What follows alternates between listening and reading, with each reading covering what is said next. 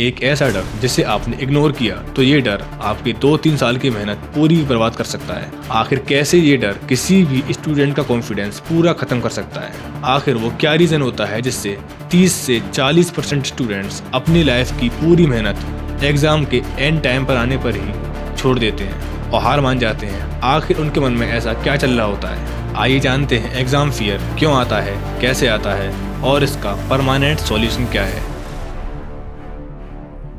तो इसका सॉल्यूशन जानने से पहले हमें इसके रूट कॉज को अच्छे से समझना होगा। तो किसी भी डर का मेन कॉज होता है don't have knowledge and experience. जब भी हम किसी काम को पहली बार स्टार्ट करते हैं तो वहाँ पर हमें डर लगता है। क्यों? क्योंकि यहाँ पर हमें एक्सपीरियंस नहीं होता। जब भी हम एग्जाम देने जाते हैं तो वो सब्जेक्ट जो कि हमारा बहुत ज़्यादा वीक होता है उस सब्जेक्ट में हमें सबसे ज़्यादा डर लगता है, क्योंकि उस सब्जेक्ट में हमारी नॉलेज बहुत ज़्यादा कम होती है।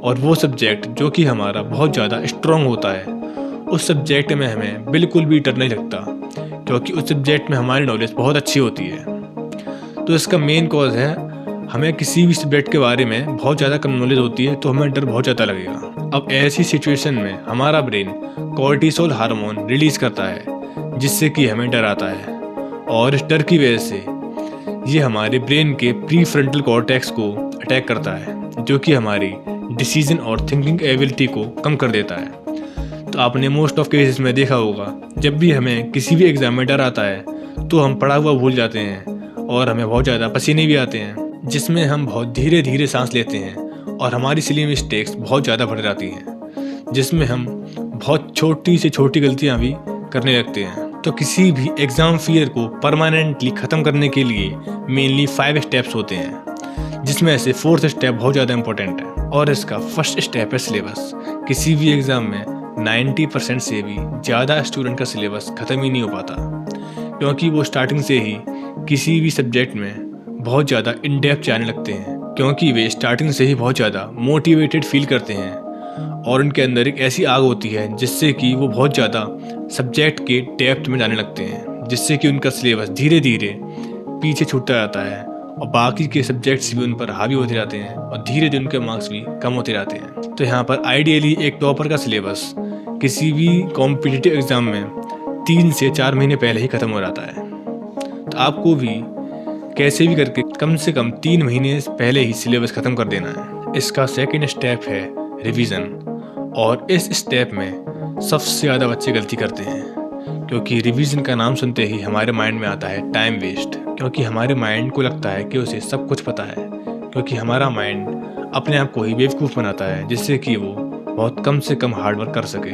और ह्यूमन माइंड की मेमोरी पर एक रिसर्च करी गई थी, जिसमें अगर हम किसी भी चीज़ को पहली बार याद करते हैं तो उसके अगले 7 दिनों के अंदर हम उसका 90% सिलेबस भूल चुके होते हैं। ओनली हमें उसका 10% याद होता है, और इस कर्व को बोलते हैं फॉरगेटिंग कर्व। लेकिन हमारा माइंड हमें इल्यूजन देता है कि उसे 90% याद है, जबकि इसका एग्जैक्ट उल्टा होता है, हमें ओनली 10% याद होता है। तो इसके लिए आपको डेली 1 घंटा कैसे भी करके अपने रिवीजन को देना है। रिवीजन में हमें 2 चीज़ें करनी है। फर्स्ट, जो कि हमने आज अभी क्लास में या फिर कोचिंग पढ़ा है उसको रिवाइज करना है, और सेकंड, जो कि हमने 1 महीने पहले जो भी पढ़ा है अपनी कोचिंग में उसको रिवाइज करना है। और इसका थर्ड स्टेप है वो है फॉर्मूलाज को सबसे ज़्यादा इग्नोर किया जाता है, क्योंकि हमारे माइंड में ओनली एक ही चीज़ बैठी होती है, वो है कॉन्सेप्ट्स के अलावा हम फॉर्मूले को बिल्कुल भी ध्यान नहीं देते हैं। और जैसे ही कोई क्वेश्चन आता है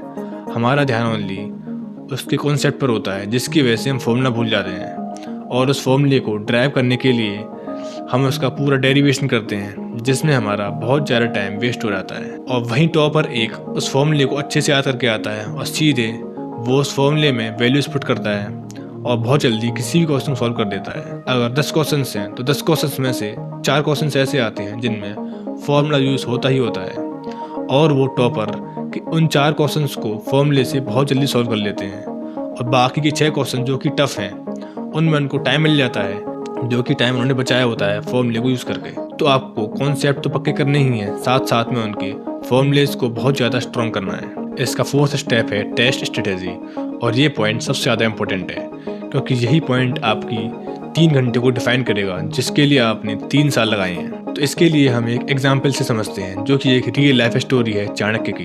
तो जैसे ही चाणक्य मगध पर अटैक करते हैं तो वो उसके सबसे ज़्यादा स्ट्रॉन्गेस्ट पार्ट जो कि उसके सेंटर पर होता है उस पर डायरेक्टली अटैक करते हैं और इसका अंजाम क्या होता है?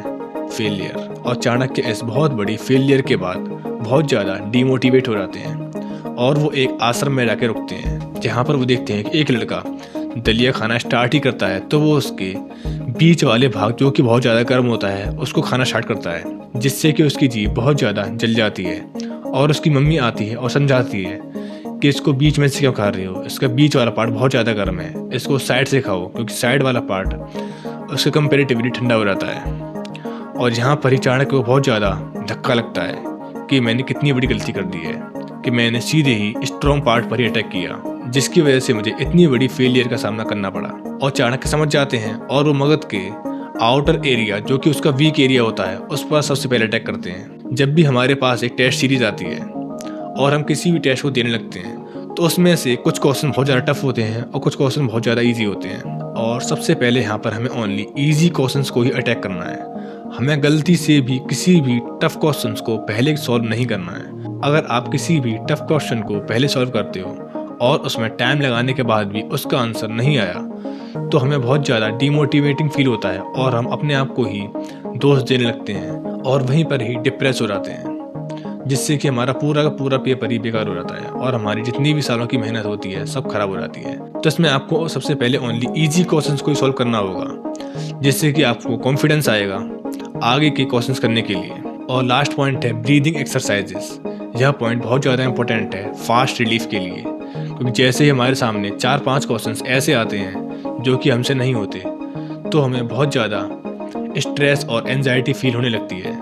तो इसके लिए हमें फास्ट रिलीफ की ज़रूरत होती है जो कि आती है ब्रीदिंग से। तो जैसे ही हम डीप ब्रीदिंग करते हैं तो ऑक्सीजन हमारे नर्वस सिस्टम और ब्रेन तक पहुंचती है जो कि नर्वस सिस्टम हमारी एंजाइटी को धीरे धीरे कम करने लगता है और हमें धीरे धीरे रिलीफ मिलने लगता है।